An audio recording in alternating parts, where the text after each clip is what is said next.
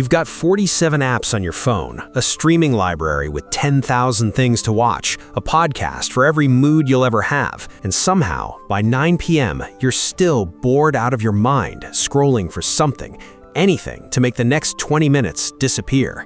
Now, picture a man in Rome in 80 AD, no phone, no book, most likely, he can't read, no job today because half the days on the Roman calendar were legally days off, just him, a stone's step in the Forum, and an entire afternoon with nothing in it. What did he do? The answer isn't nothing. Bored Romans didn't just sit there, they carved, they gambled, they wrote on walls, and without realizing it, they build some of the exact same habits you have right now. And there's a twist at the end of this that the Roman government understood a little too well. Let's start with the stone under his feet. If you walk through the Roman Forum today, you'll find something strange scratched on the marble steps of the most important government buildings in the empire, the Basilica Julia, the Temple of Venus, little grids, circles, rows of holes. They're game boards called tabulae lusoriae, and Romans carved them directly into the steps of the buildings where senators worked, because that's where the loiterers, off-duty soldiers, and bored citizens already gathered.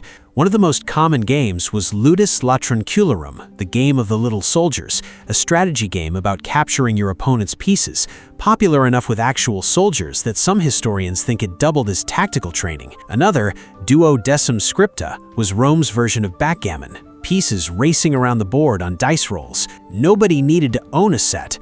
The board was free, permanent, and public, cut into stone that's still there 2,000 years later. In early 2026, researchers in the Netherlands ran a very different kind of stone board across an AI system built to reverse engineer game rules nobody had known how to play for over a century. By analyzing which grooves were worn deepest, meaning which moves got repeated the most over years of actual play, the AI reconstructed a plausible rule set.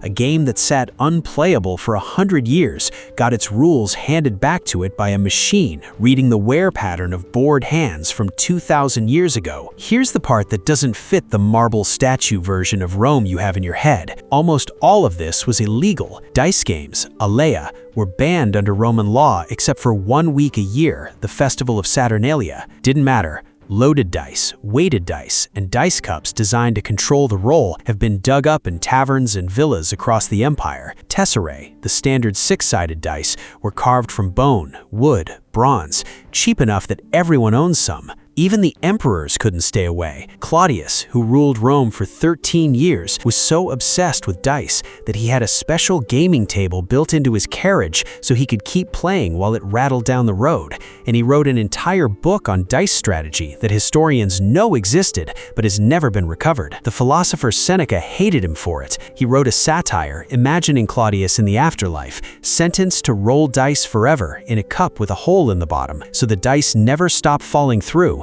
and he can never finish a single game. That's not a metaphor anyone had to explain in the 1st century. Everyone got the joke immediately because everyone had wasted an afternoon exactly like that. But the strangest habit boredom produced in Rome wasn't a game at all. It was graffiti, and it looked almost exactly like your Instagram feed. In January 2026, a joint team from Sorbonne University and a Canadian university finished scanning a single corridor in Pompeii, a passageway that connected the theater district to a busy street, using imaging technology sensitive enough to pick up scratches that had been invisible to the naked eye for over 200 years since the wall was first uncovered. They found nearly 80 new inscriptions layered on top of the roughly 200 already known there. This wasn't political graffiti or protest art. It was people killing time, exactly like you do. A rushed goodbye scratched by someone leaving town, a plea to a lover to stay faithful while they're gone, a slave named Methe declaring her love for a man named Cresto, appealing to Venus to make him love her back, a fragment that just says,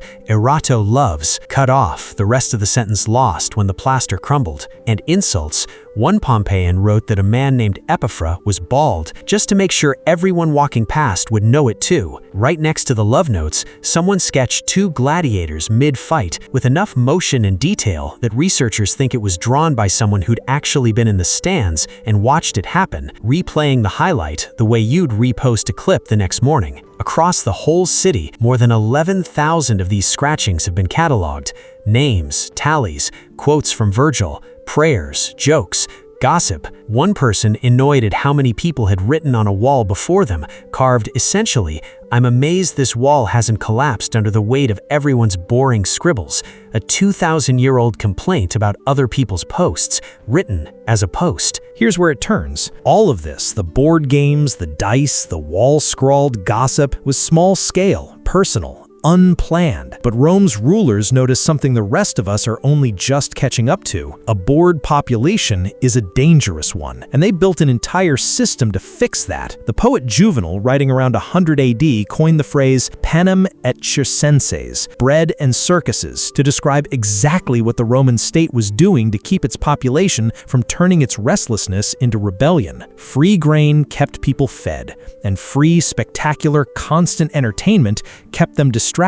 The Circus Maximus, Rome's chariot racing stadium, could hold somewhere in the range of 150,000 spectators, built specifically so an enormous chunk of the city's bored population had somewhere to funnel its attention on a rotating schedule of race days for free. Boredom in Rome wasn't just something individuals solved with a carved board or a scratched wall. It was something the state actively managed at massive scale, because it understood that idle time left completely empty doesn't stay empty. People fill it themselves, and a government would rather fill it for them. You're not so different from the man on the forum steps. He carved a board into stone because there was nothing else to do with his hands. You built 47 apps to solve the exact same problem, and you're still bored by 9. He wrote a love note on wet plaster, not knowing it would survive 2,000 years for a research team with a scanner to find. You post something at midnight you'll forget by morning. The tools changed. The marble became a screen.